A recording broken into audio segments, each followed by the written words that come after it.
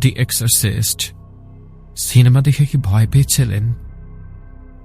ওটা তো ছিল শুধুমাত্র একটা গল্প, কিন্তু বাস্তবতা যদি সিনেমার চেয়ে 1000 গুণ বেশি ভয়ানক হয়।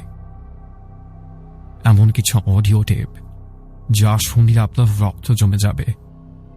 11 বছর এক শিশুর গলা থেকে ভেসে আসছে মৃত বৃদ্ধের কণ্ঠস্বর।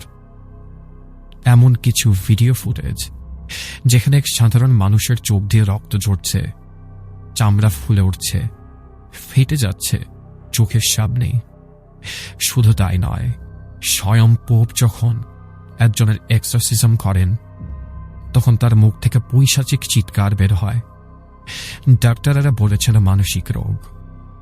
প্যারানরমাল ইনভেস্টিগেটররা কেন তাকে ডেভিল পজেশন বলল? And what is the mystery behind the case of Annalise Michel? Movie দেখেছেন দি এক্সোসিজম অফ এমিলি রোজ? সত্যি কাহিনী জানতে চান?